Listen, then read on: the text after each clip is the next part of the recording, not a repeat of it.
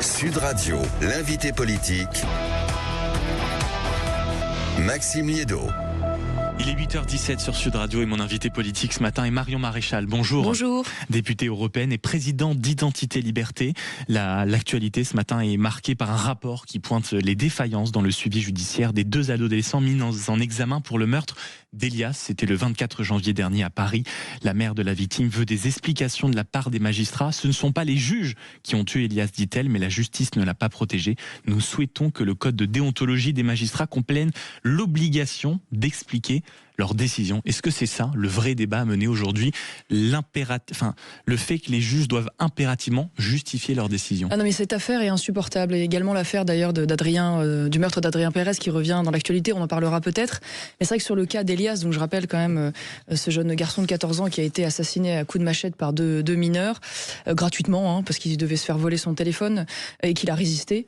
Eh bien, on découvre une succession finalement de défaillances, à la fois personnelles d'un certain nombre de juges, notamment le juge des enfants, qui refuse un contrôle judiciaire sur ces mineurs, alors même que, je le répète, ce sont des multirécidivistes, 19 agressions ou tentatives de vol avec violence dans les 19 jours qui précèdent, et puis une défaillance quasiment systémique, ça veut dire on voit une défaillance de moyens, parce qu'il n'y a pas le suivi attendu, il n'y a pas la réponse dans les temps, donc c'est vrai que ça dit quelque chose du grand malade qu'est notre justice, mais ce qui est dramatique, si vous voulez, c'est que les affaires se succèdent sans que manifestement il n'y ait de véritable prise de conscience, parce qu'on ne voit rien aujourd'hui dans les propositions du gouvernement, et en particulier dans le budget, qui aille dans le sens non seulement d'un renforcement des moyens de la justice, qui est quand même une des fonctions régaliennes centrales qu'on attend de l'État. On n'attend pas un État nounou, on attend d'abord un État qui protège, et pas même d'ailleurs sur les questions des moyens attribués. Je rappelle que la justice, sur 1 000 euros de dépenses publiques, c'est 7 euros. 7 euros, c'est si 500... c'était 7 euros, c'est 7 heureux, ce serait formidable. Oui, 7 euros non, mais c'est 7 euros sur 1 000 euros contre 575 euros consacrés à la dépense sociale. Voilà, ça vous en dit long. Mais sur ce qu'esquisse en réalité la maman d'Elias quand elle réagit à ce rapport, nous souhaitons que le code de déontologie des magistrats comprenne l'obligation d'expliquer leurs décisions. Est-ce que on parle de la justice au-delà des moyens, il ne faudrait pas aussi peut-être avoir des actes, c'est-à-dire que quand les juges prennent une décision, avoir une véritable responsabilité? Ce n'est pas la première fois qu'on a ce débat. Je suis tout à fait d'accord avec vous. Je pense qu'il y a un débat qui doit être posé là-dessus. Qui juge les juges? Voilà, quand il y a finalement une défaillance professionnelle manifeste, une erreur de jugement et de discernement qui est grossière, voilà, au regard des éléments factuels qui étaient offerts à ce juge, qui parfois tendent d'ailleurs à révéler une forme d'idéologie. Parce que quand on est un juge des enfants, qu'on a face à soi 2 mineurs dangereux qui ont commis 19 agressions et qu'on trouve le moyen d'expliquer qu'il ne faut pas de contrôle judiciaire, moi j'aimerais bien savoir quel peut être le moteur autre qu'une idéologie, disons-le, une idéologie laxiste d'extrême gauche. Donc oui, je pense que doit être posé aujourd'hui le fait de pouvoir, à un moment donné, poser une responsabilité professionnelle. Après tout, cette responsabilité professionnelle, elle existe dans toutes les professions. Et vous voulez dire de juger les juges, il faudrait quoi? Peut-être créer une institution indépendante vers laquelle il faudrait peut-être rendre des comptes, demander des comptes? Il faut qu'il puisse y avoir, en effet, parce que alors, il y a des choses qui existent, mais en fait qui sont très peu opérationnelles, et puis en général, les pairs se protègent entre eux. Donc moi, je pense qu'il doit y avoir pouvoir, en effet, un contrôle professionnel en cas de défaillance, par une institution indépendante, par exactement un organisme dédié, mais qui ne soit pas, comme c'est le cas aujourd'hui, uniquement composé des pairs, parce qu'on peut s'attendre à ce qu'il y ait une forme parfois de corporatisme. Je crois que ça doit être beaucoup plus divers, afin qu'on puisse, en effet, à un moment donné, poser la question même de la compétence du juge, parce qu'à un moment donné, il y a une question de compétence quand même. Et là, il y a manifestement une défaillance flagrante, et donc extrêmement dangereuse. Et donc, vous nous dites, et ça c'est intéressant, mine de rien, créer une institution avec peut-être différents acteurs, politiques, justice, policière, pour de temps en temps, quand on estime des décisions de justice comme étant défaillantes ou problématiques avec les éléments factuels, quand il y a en effet une défaillance professionnelle avérée, ça me semble absolument énorme. Mais sur la justice, vous savez, il y a beaucoup de pas à dire. Moi, j'ai écouté le témoignage de la mère d'Elias, je vous jure, ça m'a retourné l'estomac. Cette mère qui est en pleurs, son fils a été tué là encore gratuitement par des jeunes, et un en particulier, donc qui avait pris 15 ans, sort au bout de 7. On découvre que ces types a eu 18. Oui, bien sûr, la maman d'Adrien, et qui raconte ça, et elle explique que donc le meurtrier de son fils a eu 18 permissions de sortie durant ses 7 ans de prison. Il s'est marié en prison, il a pu partir en week-end à Montpellier, il a eu des permissions pour aller faire du sport, et au bout de 7 ans, il sort, il reprend sa vie comme si de rien n'était. Et là encore, pourquoi? Parce que ça, c'est aussi un vrai sujet, parce qu'il y a 2 procès en fait dans la justice. Il y a le premier procès public en assises avec les jurys que tout le monde voit, médiatique, c'est là où il a pris 15 ans, et puis il y a le deuxième procès. Vous savez, le deuxième procès, c'est celui qui se fait dans les coulisses, dans les couloirs, sans que personne sache, qui est celui finalement du juge d'application des peines. Et la réalité de ce juge d'application des peines, qui tout seul va revenir sur la décision de justice et la plupart du temps va diviser par 2 les peines qui sont prononcées. Et ça non plus, c'est pas possible. Il faudrait donc prendre des décisions en effet au niveau judiciaire, certainement au niveau de la loi, même peut-être pour arranger Évidemment. certains dispositifs. Bien sûr. On sait que souvent, en tout cas dans une partie de votre camp, on dit à chaque fois, oui, mais si on prend ces décisions, on est ensuite retoqué par le Conseil constitutionnel. J'aimerais vous faire entendre en tout cas ce que dit Gabriel Attal, qui dit le vrai débat en 2027 est celui de l'évolution de notre Constitution. Il dit c'est ça parce qu'il évoquait notamment le fait que le Conseil constitutionnel ait, on va dire, annulé une partie de sa loi concernant la justice des mineurs. Est-ce que vous le rejoignez? À savoir qu'en 2027, c'est l'évolution de notre Constitution qui jouera un rôle déterminant dans le débat public. Je suis convaincu qu'il n'y aura pas de véritable changement de politique sans changement constitutionnel. Et parmi ce changement constitutionnel, il y a évidemment la question de l'immigration qui doit être traitée, mais il y a la question de quelle manière? C'est-à-dire qu'il il faut adosser une loi constitutionnelle sur l'immigration pour permettre finalement de retrouver la main et contrarier toutes ces décisions pro-immigration qui sont mises dans la jurisprudence et qui nous empêchent donc de changer la loi. On se souvient notamment du Conseil constitutionnel qui a censuré, vous vous souvenez, cette loi dite philippine qui permettait d'allonger la durée de rétention des clandestins dangereux. Exactement. Et le sujet du Conseil constitutionnel est central parce que finalement le Conseil constitutionnel aujourd'hui est devenu un nouveau législateur. Je rappelle que c'est une juridiction dirigée par un ancien socialiste et qui s'est particulièrement manifesté ces derniers mois en empêchant le législateur de manière totalement arbitraire de pouvoir légiférer et durcir la législation sur l'immigration. Et donc oui, il faut réformer cette institution pour la faire revenir à l'esprit. On ne la supprime pas? Non, je pense qu'on peut la conserver pour les missions qui étaient initialement les siennes, c'est-à-dire d'abord et avant tout le contrôle de la légalité des élections, parce que c'était ça, et revenir en fait au respect strict des textes de la Constitution. Parce que le problème aujourd'hui, c'est qu'il y a une dérive dans l'interprétation du texte de la Constitution, ça veut dire que ces juges finalement surinterprètent les textes pour permettre de défendre leur idéologie. Donc oui, bien sûr qu'il faudra une réforme constitutionnelle pour pouvoir casser cette idée finalement que l'état de droit, c'est l'état de droit de la gauche en fait. Parce que c'est ça aujourd'hui qui est en train de se passer. Et continuons encore un mot sur, on va dire, le climat sécuritaire ambiant. On en parlait dans le journal de 8 heures avec le profil de l'assaillant de l'île d'Orléans qui se précise. On dit polytoxicomane, qui s'est converti au catholicisme, puis tout d'un coup radicalisé. Il y a eu, ou ceux qui ont immédiatement, après les faits, qualifié cet attentat d'islamiste, ont été pointés du doigt en disant on a été beaucoup trop vite. Au regard des dernières informations, est-ce que vous dites au contraire on a été beaucoup trop prudent à tort parce qu'aujourd'hui règne une atmosphère qui fait que très rapidement, la radicalisation peut être avérée, actée partout? Alors on est indéniablement face à un profil un peu particulier, même si les motivations islamistes ont l'air quand même de plus en plus avérées, puisqu'on parle dorénavant de conversion. Il aurait crié Allah Akbar avant de passer à l'acte. C'est Allah qui lui a donné ses ordres. Voilà. Et en effet, il défend une motivation religieuse. Mais ce qui est sûr, c'est qu'on est face à un profil ambigu, qui semble avoir eu des problèmes d'alcoolisme, de marginalité.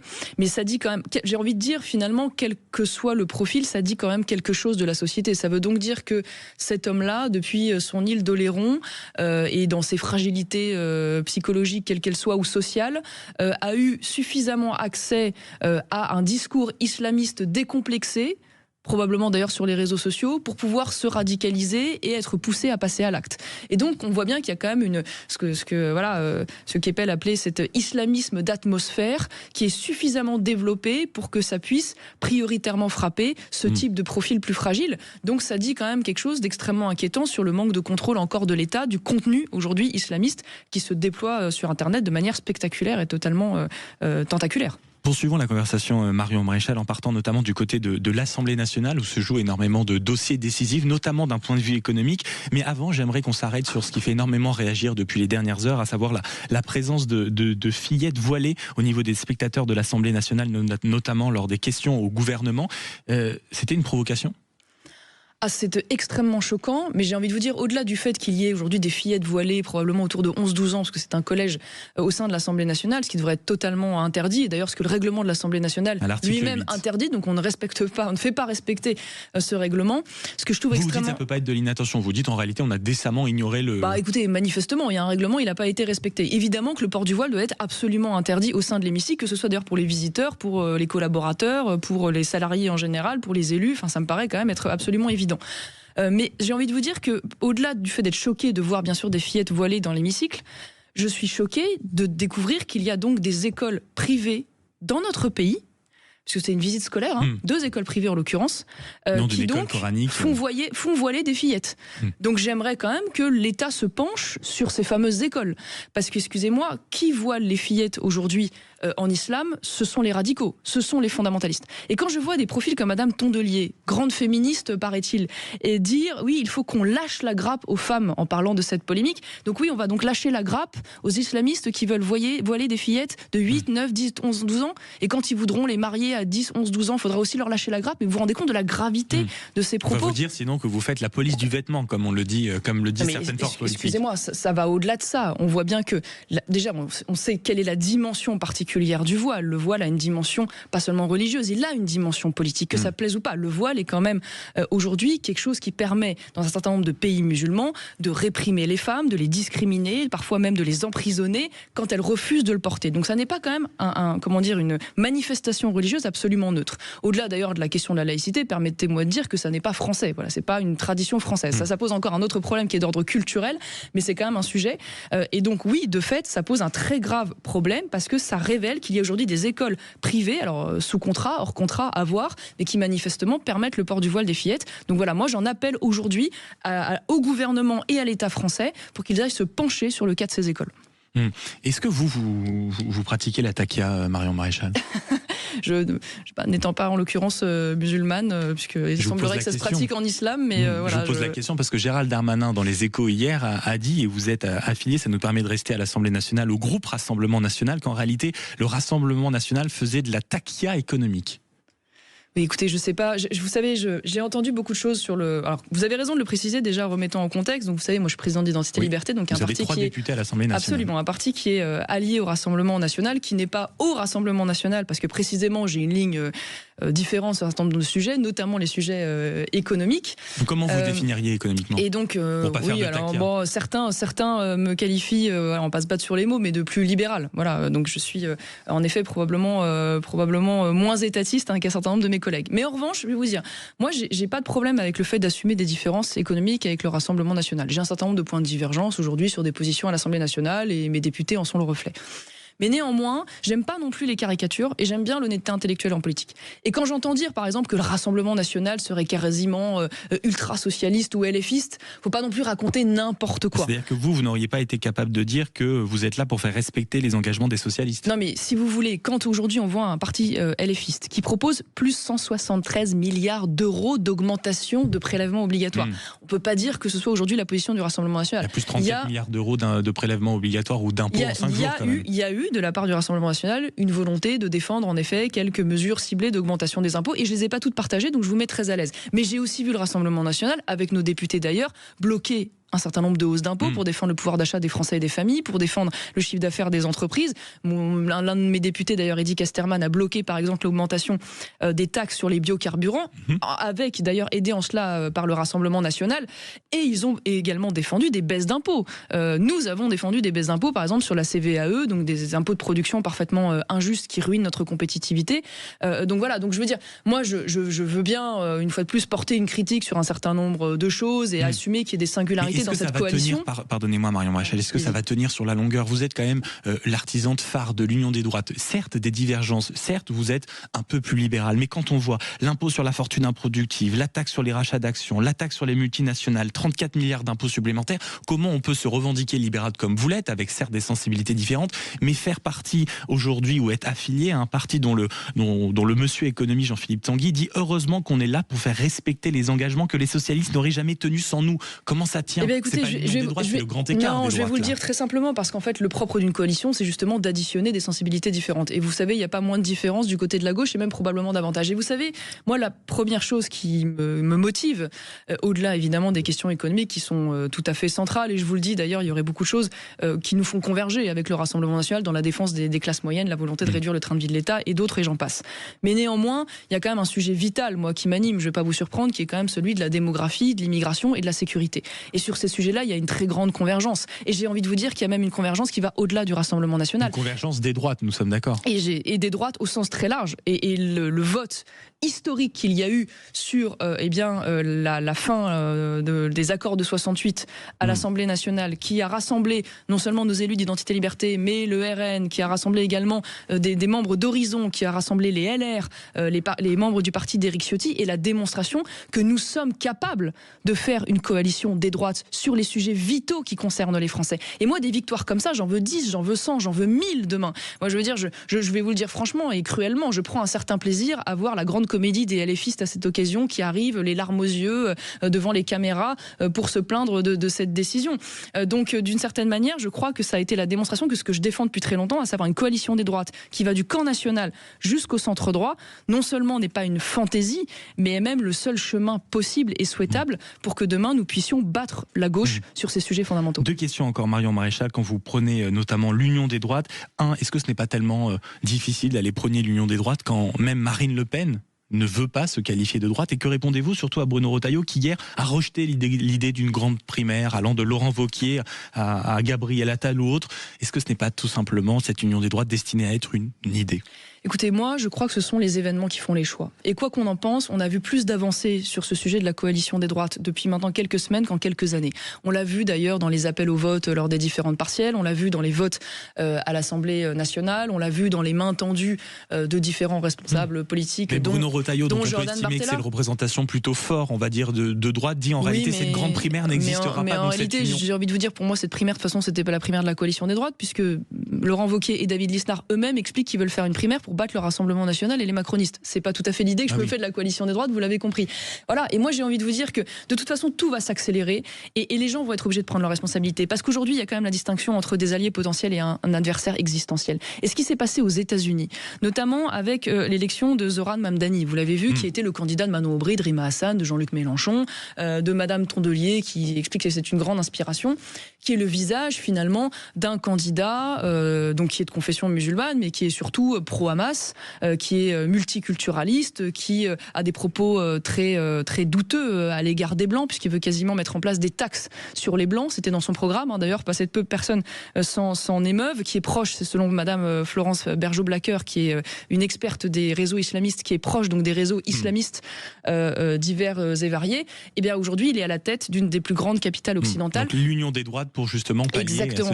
La leçon que je voulais tirer de cela, c'était de dire que nous ne sommes pas à l'abri de cela. Voilà, et que toutes les grandes capitales européennes demain pourraient tomber dans les mains de cette extrême gauche qui déteste tout ce que nous représentons, et donc il faut s'unir pour battre évidemment ces profils-là. Dernière question, Marion Maréchal, je vous propose de répondre uniquement par oui ou par non, uniquement par la proposition et la... Je vais faire au mieux. Oui, mais vous allez y arriver, je n'ai aucun doute. Faut-il, à partir de 2027, poser le débat sur le temps de travail, c'est-à-dire travailler plus longtemps?